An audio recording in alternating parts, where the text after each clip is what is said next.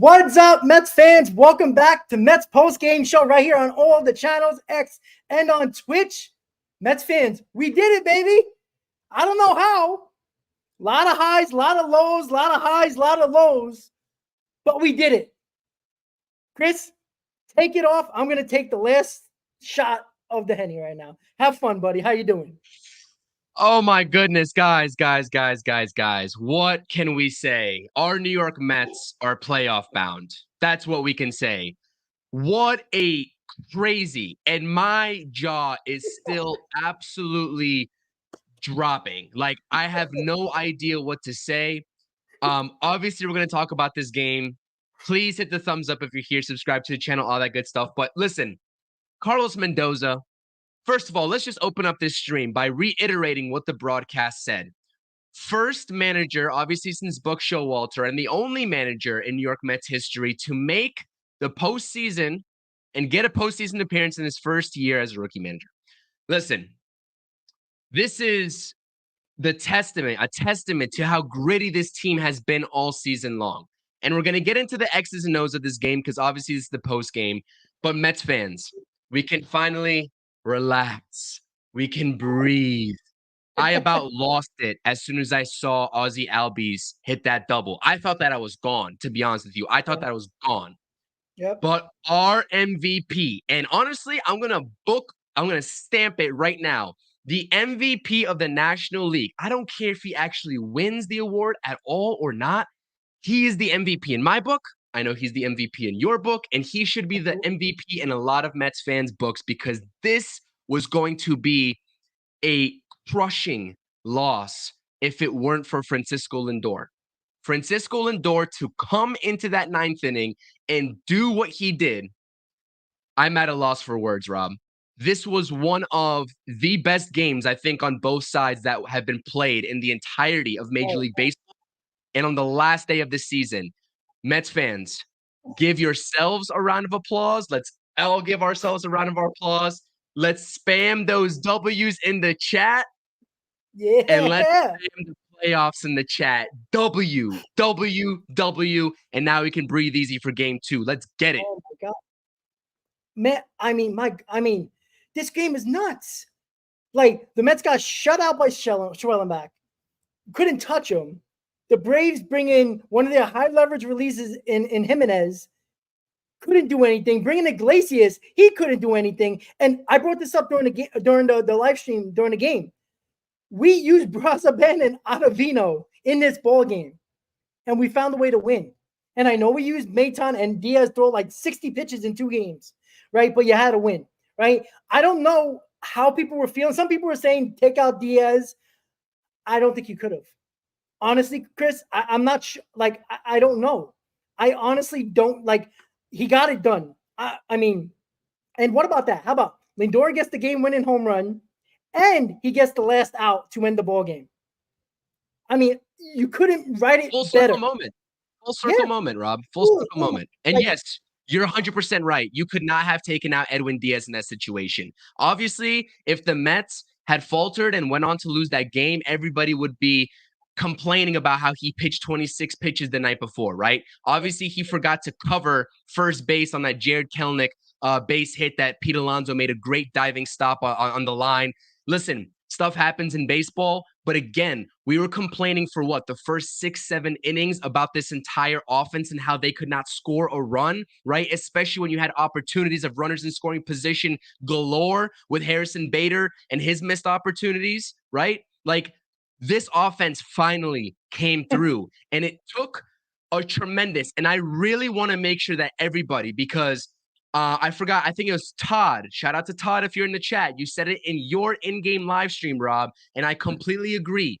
That at-bat against Spencer Schwellenbach in the 8th inning by Tyrone Taylor, right, with how well and how easily that Schwellenbach was cruising at that point to fight off a bunch of pitches, take it to 3-2, and just pepper a double in the gap to take him out of that ball game.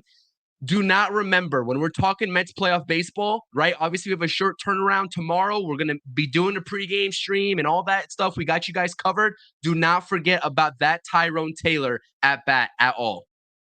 Chris, We're doing a pregame tomorrow. Yeah.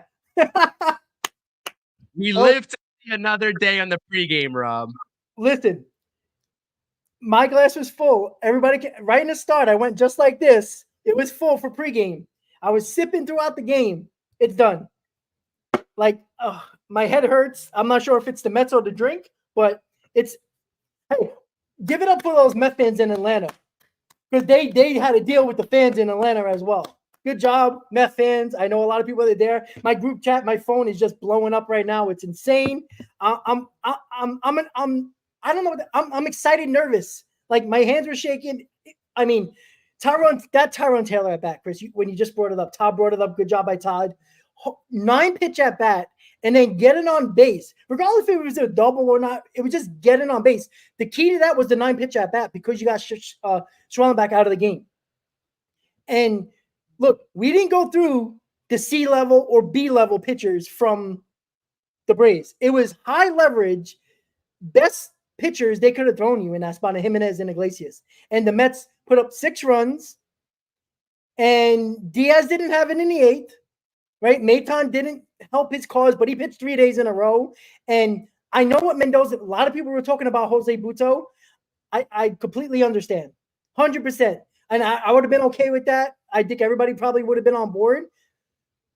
But Maton has been really damn good. And I don't know how you felt about that, Chris. And I know we're getting into the creeps of the game here, and we should be celebrating, but it's a point of emphasis, right? Was Mendoza trying to keep Butto out of this game just in case the Mets lost? Like, Gates, thank you for the super chat, buddy. I would press the comments, but it's not let me press anything, so I do apologize. But Gates, appreciate for the super chat, guys. Chris, I mean, I think that's what Mendoza was trying to do everything he can to hold Butto. Yeah, I'm kind of multitasking here too. I'm kind of like in my chat trying to read all the comments. I want to make sure that everyone gets their thoughts in. But yeah, no, 100%. I think that definitely Carlos Mendoza was trying to play kind of like a double whammy sort of situation in terms of understanding. And I honestly think that's the same reason why we saw Adam Ottavino out there in relief, right? We think it's mop up duty, Schwellenbach's rolling, it's 3-0, and the offensive is lifeless. It's like, it felt like to me, and I feel like Mendoza was managing that way, whether he's going to say it or not in the post game. We're not here to, I'm going to rewatch the post game, et cetera, to get, the thoughts. But it sort of felt like it was like, all right, let's wrap it up and let's get ready for game 2 and try to take it there, because nothing was rolling for the New York Mets in their favor. The Braves were making every play known to man. They were just taking advantage of every sort of opportunity that came their way. And the Mets were at one point, 0 for 9 or 0 for 6 with runners in scoring position, something like that. Yes, I 100% agree with you that Jose Butto was absolutely saved to go and piggyback off of Sevy in a situation where the Mets had lost game 1 and your backs are against the wall needing a playoff berth by winning game 2. But again, so many different things that you can point to in this game. How about Starling Marte, Rob? How about Starling Marte? Starling Marte coming off of the bench, 2 crucial base hits, kept the line moving, got things started in that 9th inning for Francisco Lindor to come up and walk up and hit that go-ahead home run. There's so many guys and so many different key moments in this game of contributions for this team. And honestly, you look at Rob right now and his reactions, he's like breathing a sigh of relief. I know you were fighting for your life on that in-game live stream, buddy. I know that you were fighting for your life, and I don't blame you, because I swear, I promise to you, if the Mets had lost that game, this might have been one of the more just downward spiraling sounding post games known to man. But we don't have to talk about that, Rob, because guess what? The Mets, once again, in the year 2024, when nobody gave them a chance to be relevant, nobody gave them a chance to appear in the postseason. They started off 0-5, and now they're up to 89 wins. Nobody gave them a chance. But you know what? They stayed resilient. They stayed hungry, and they proved everybody. And you know what? At some points during the season, it was hard to talk about this team and give any sort of positive analysis. We tried our best, but we stuck through it. And they even proved us wrong, Rob. This is a different era of Mets baseball. Correct. regardless of what happens in the playoffs, we're going to talk about the pregame. We're going to talk about the upcoming matchup, presumably against, right, the Milwaukee Brewers, depending on what happens in game 2 here. Doesn't matter. It's a new era of Mets baseball. And you guys in the chat, thank you for the support. Thank you for showing up to these post games, the pre games, etc. Thank you for sticking with us and for sticking with this team. Even if you didn't believe in this team, you still came back on each and every stream and you wanted more Mets baseball content. And the fact that you even wanted to talk Mets baseball at some points of this season with Rob and myself is just amazing. It's awesome. And we have you all thank. I mean, amazing. Absolutely amazing. I mean, nobody could have predicted this. Like, we had our preseason or preseason wins total. I had 87, you had 85. They passed that. We're in the playoffs. I mean, holy shit. And did they say Ottavino starting game 2? Is it really? Is he actually starting? I don't know. Oliver said it. I don't know if that's true or not, but that would be awesome. Oh, no, I don't think it's true. Oliver cracks a lot of jokes in my chat. I don't think it's true, but we'll see. Oh, Chris Sale got scratched. Oh, wow. He got scratched? Why? Back spasms. No way. So it was a bigger story than just saving Chris Sale for the Mets when they scratched him in that Royals series. And now to put Spencer Schwellenbach in there, they were really hoping that it was going to be a non-storyline and they were going to try to mask that by it not having. Oh, wow. That is huge news for the Braves. Listen, I see a Braves fan in your chat saying, hope you guys just put us out of our misery. That was a pathetic performance. Listen, anything can happen in game 2, but I guess at this point, everyone knows what happened in this game, Rob. How would you attack game 2? Because we do have another one to play. We can't just forfeit this game. The Braves need to know, and the Diamondbacks are sitting there as a team waiting to figure out if they're going to make the postseason as well. So I know people have their opinions about who you want to play. I don't care. But to come up to play this game, Lindor sits. That's obvious. Sit him, Terrence catching.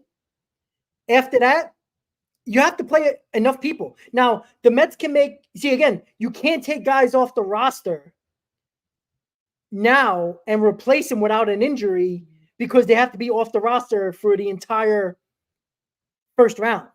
So Eddie Alvarez is obviously going to either play or get subbed for some minor leaguer, right? So some guys have to play. Now, you can use Brazaban again. You can use Ottavino for like 7 innings if you want to, right? You can use your lower leverage guys. So,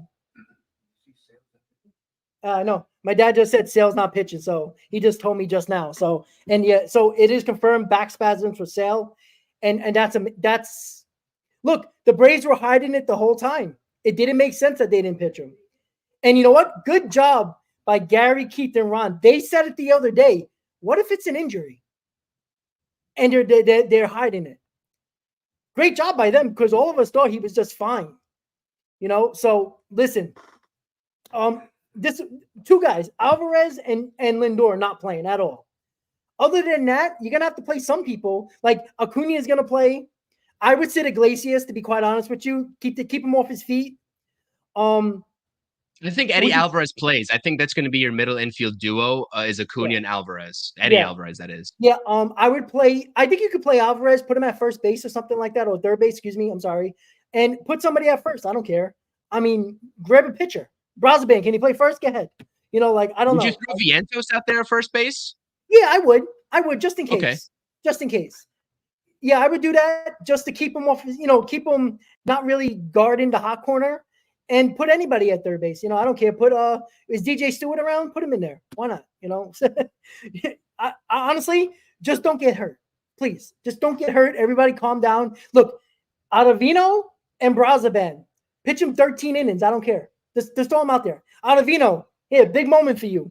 Actually, look, Brazaban and Ottavino, nobody wanted them in the ball game, but they put up zeros, and that mattered in this game. By the way, that was huge.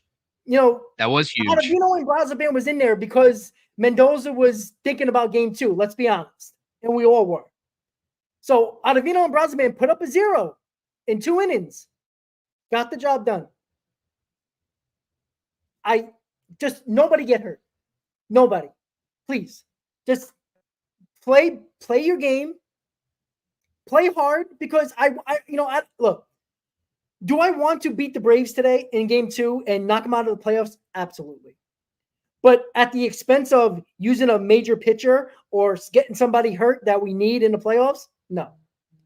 Right? Right now,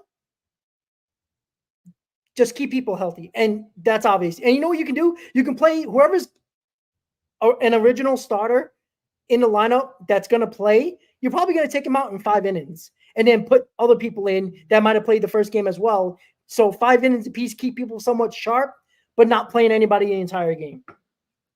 Yeah, and I agree with you. It's going to be interesting to see how the Mets approach this game too. Obviously, quite simply, it doesn't matter other than the fact that we are waiting also to see who the Mets are going to play. If you win, you play the Padres. If you lose, you play the Brewers. Rob just told you all he has no preference in who we play. I know Keith was asked about that on the broadcast, and he said he'd rather see the Brewers again, as crazy as that sounds, for the simplicity of travel purposes and just like the overall pitching matchups against the Padres. They got some studs over there in their rotation. It's going to be a tough test no matter what. Playoff baseball is always a tough test. The Mets get another crack at it, obviously, with the disappointing exit in the wild card series round in 2022. They get another crack at it, maybe against the Padres if they beat the Braves today. Again, everyone was saying this is a guaranteed split. Everyone was saying that the gamesmanship of this series, of this doubleheader, was going to be a split, right? Because the other team is going to stop trying. Well, if the Mets had lost this game, I'm not quite sure the Braves were going to quote unquote stop trying. I agree. And there's something to be said about just kicking, an NL East rival, this rich history between these two teams, and not having them in the postseason. Now, again, right? Obviously, you're going to try to win the ball game, and the Diamondbacks are kind of hoping for that too, but not at the expense of any injury at that point. It's not worth it whatsoever. So yeah, I 100% agree. But listen, we talked about changing the narrative down in Atlanta, Rob. You talked about it. I know Hector talked about it. Yep. Even Hayden, shout out to Hayden, was like he was getting tormented by Braves fans before the game even started, right? They changed the narrative, not completely, right? Because it's going to take a little bit of a long haul for that to happen, but they changed the narrative right now, as of right now, down in Atlanta. The quote unquote House of Horrors, where they were 25 and 37 coming into today over there since Truist Park opened up. They changed that narrative. And again, it's just a testament to the grittiness of this team, the vibes surrounding this team, just the aura that this team has. And it feels damn good to be a Mets fan. And I hope that everybody, right, despite or whatever happens, in game 2, is able to kick back, relax, and enjoy the rest of their evenings and look forward to playoff baseball in the short turnaround tomorrow. And again, the MLB not doing the Mets any favors, or they're not doing the Brewers any, or the Braves any favors either, by having this playoff series start tomorrow on a short turnaround after postponing last week's series. But again, it is what it is. It's a grueling series. It's a grueling season. And that it is what it is. But there's something to be said, and I apologize because I know I'm saying it is what it is, because at this point, it really is what it is, Rob, right? At this point, momentum has a funny way of doing you favors in the postseason. Yep. We've talked about this time and time again. I was at the Mets versus Brewers series, and even my Brewers buddies, right? In their seasons past, they lose the last couple of series when they already have the playoffs already locked up and clinched, and they go out there and they lose the first round. And they're like, we need to set the tone before the season ends. So again, momentum's a funny thing, but your New York Mets are heading to the playoffs. And doesn't that just sound damn good? Appreciate everybody in the chat. Like I said, I want to take this time to appreciate you all for rocking with us the whole season. For those of y'all who are new to the streams that Rob and myself do, again, keep subscribing, smash those thumbs up buttons. This is an exciting time, and we are excited to talk Mets baseball with you all, and we wouldn't be doing this if it wasn't for you all's support. So thank you so much. And I just wanted to do the shameless plugging and the shameless promo, because I feel like our shows, right, have grown exponentially, especially as the Mets have gotten better on this unreal run, and they quite simply got the job done. And that's what we were wondering, right, Rob? Is this team that has a rich history of not getting the job done when it matters, are they going to get the job done? There was this different aura, this different sort of environment around this 2024 New York Mets team. They got the job done, plain and simple. Yeah, absolutely. Listen, I'm not going to say all the narratives or all the vibes or all the kryptonite talk and slay the dragon, exercise the demons is just out of the way. But this has to brew a tremendous amount of confidence to a Mets team that just couldn't win there in big games. They just couldn't. And they did it. And we talk about momentum. And I talked about it in the pregame about changing the narrative. I talked about it yesterday, changing the narrative. This team has a chance to write their own history, right? This can be the start of something great. And I'm not saying World Series or, this year or next year, but it can change everything. Because just as much as the Braves have tormented us for many, many, many, many years, why baseball is a very, very interesting sport where that happens throughout history, right? How long has the Yankees tormented the Boston Red Sox? For decades. It took a 3-0 lead in the series, a big home run by Big Papi, and everything changed. Red Sox won multiple championships, and the Yankees have won one, but haven't really been the same team since. So it's amazing what history can do when you finally slay that dragon. And this was a playoff game. Make no mistake about it. It felt like a playoff game. The ups and downs felt like a playoff games. You guys watched me for 3.5 hours on the stream. I don't know what the hell I was doing. Like, I'm going like this. I'm watching. I'm looking. I hear my dad in the background who's not trying to bother me in the living room. I hear him go, yeah, because his stream was a little bit ahead. His MLB app was a little bit ahead of mine. And I hear him screaming before anything happened yet. I mean, my God. Chris, I'm exhausted. It's 4:30 in the afternoon. And you're already exhausted. And I see Mike in the chat here. I live in Braves territory in South Carolina and proudly sport my Mets jerseys. Braves fans love talking shit, but results talk. Yeah, exactly. No, appreciate you, Mike. It's brutal. And again, shout out to the Mets fans. Give them a round of applause for that. Showed up to Atlanta, have been showing up on the road all season. I've been catching some road games. I got a chance to go to Citi Field earlier this year as well. It was a blast. I definitely appreciate the people putting in their time in terms of traveling and supporting this team. And I'm sure the team also appreciates that as well. And again, this was one of the better games that we've seen in all of Major League Baseball across the entirety of this season. And I just want to point out the fact that Tyler McGill went out there and he pitched a competent game, because I felt like we haven't even touched on the fact that Tyler McGill went out there and he held his own, right? It was 2-0 for the better part of the game. Obviously, he made a mistake in a hanging slider, I believe, to Ozzie Albies to get the game going. And then, in an ideal scenario, if the Mets were able to tie up the Braves early there, maybe like the 4th or 5th inning, 2-2, I'm not quite sure the Mets would extend Tyler McGill up until like 100 pitches, right? They probably would have pulled him at that point, and they probably would have went with a guy like Jose Butto to try to lock down those preceding innings. So when he kind of gave up that home run to Laureano and it kind of set took the winds out of our sails, I just don't want people to sit there and say that he didn't put up a quality start for this Mets team. He kept this team in the ball game, and that's a very, very important factor and piece to this game. Yeah. Yeah, and by the way, update, the Mets are pitching Joey Lucchesi, the return of the Churve, is back. Wow, no way. Joey Lucchesi, the guy, the forgotten guy in the Mets system. It's crazy. I mean, that's awesome. So I guess he was just traveling, right? He was just traveling to be in the area should they make a move. But there has to be a corresponding move, though, right, Rob? Yeah, I would think. I don't know who. They haven't said, but maybe it is Eddie Alvarez, because that's the only guy that I think would be on the postseason roster, right? Oh, that is Yeah, a it could great be Eddie photo. I don't know. Alvarez. It is? I said it could be. Oh, I'm not sure. I'm so trying to look the at that's the one I just put up. Oh my God, clinch with Grimace in there and the apple and all that. I got to screenshot that.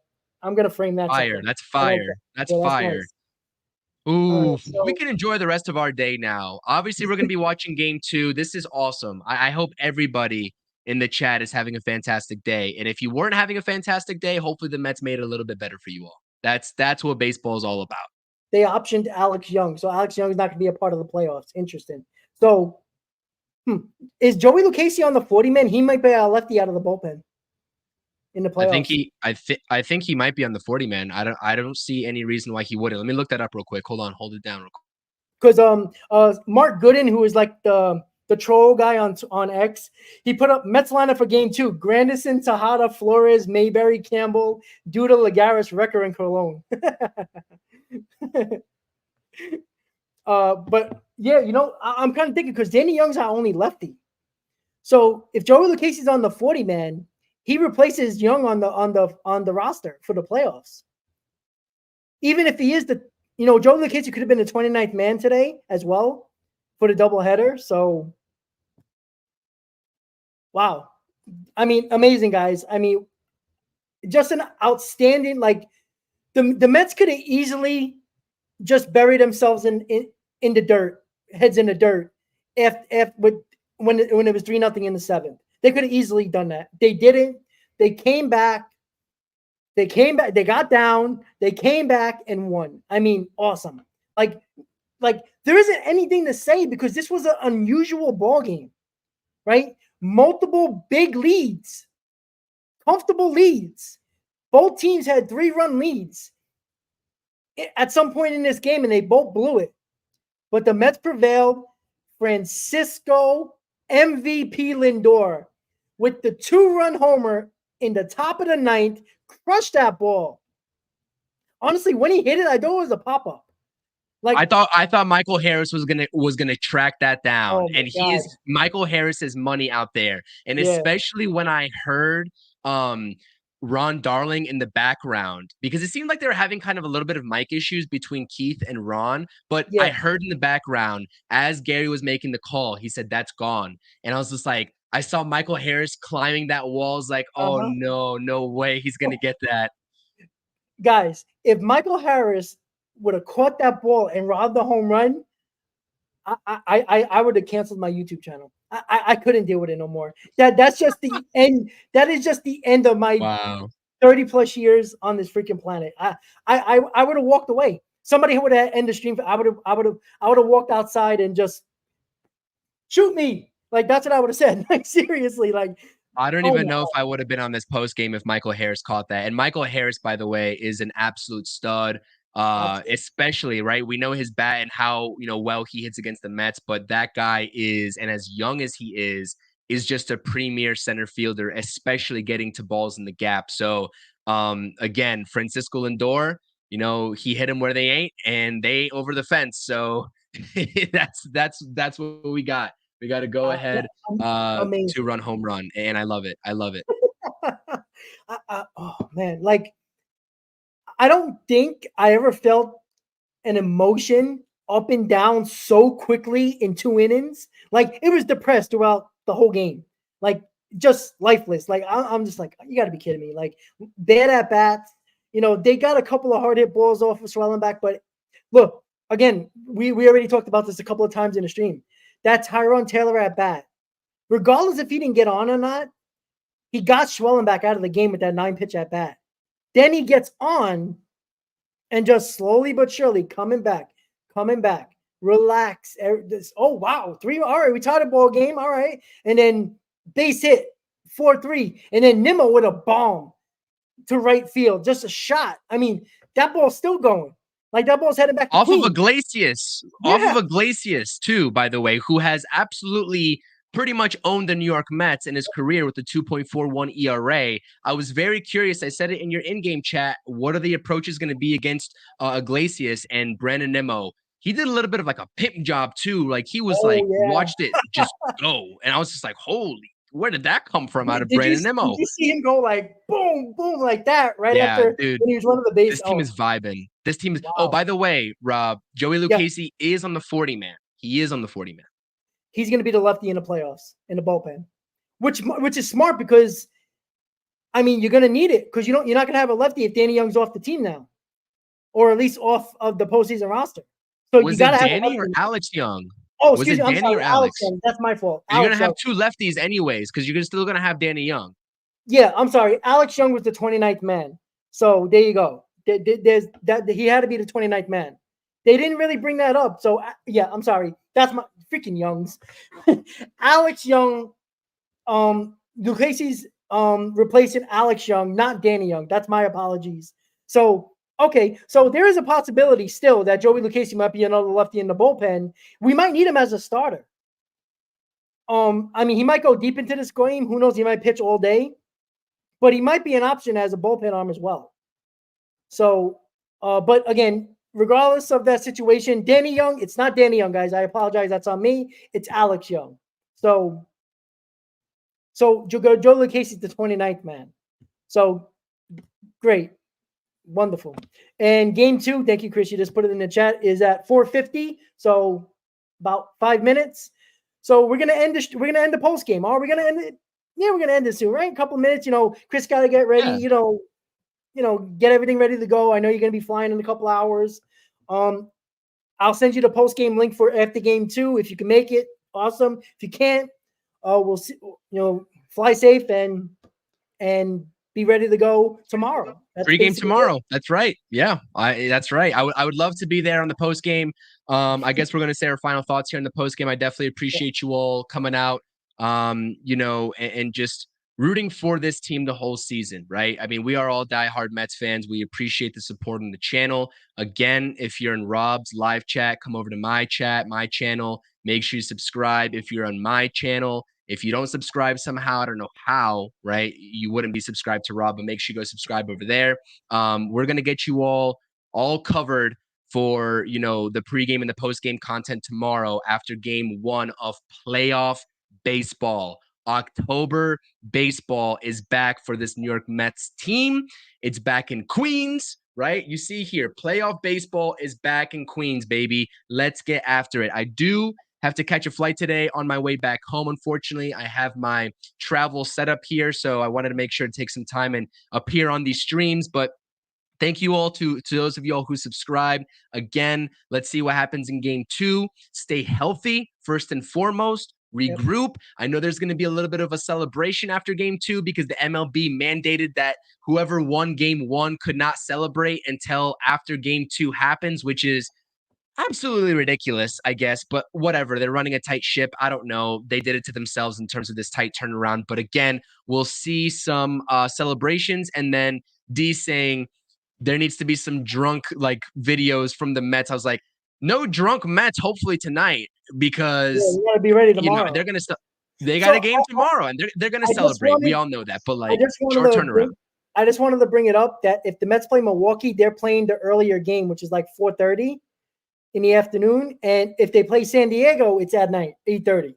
So, it's a quick turnaround. Like this game ends and say, they're not going to probably get to wherever, or say if it's Milwaukee, they're not going to get to Milwaukee until probably tomorrow morning. 1, 2, maybe 3 o'clock in the morning. So it's a quick turnaround. We'll see. But again, we're in, and they celebrated on the field. And, Alvarez jumped on Edwin Diaz, and they had the OMG sign out. Screw that. Celebrate. What are they going to do? Yep. What are they going to do? Fine us? I agree. Total play all the fine in the world, right? All of a sudden, Major League Baseball wants to rule on something. Yeah, congratulations. Go fuck yourself. All right? So, with that said, the Mets clinch with a crazy game in Atlanta, 8-7. Joey Lucchesi pitching game 2, and Grant Holmes is pitching for the Braves. Chris Sale got scratched because of back spasms. The Mets, with their 89th win, stamped their ticket to the postseason, and we still don't know who we're playing yet. If we win, we play San Diego. If we lose, we play the Brewers. So with that said, guys, Chris, safe travels, buddy. Let's go Mets. And I'll see you in the post-game show whenever the hell this game 2 ends. Let's go Mets, baby. And we'll see you later. Let's go Mets. Guys, safe flight, Chris. Let's go Mets.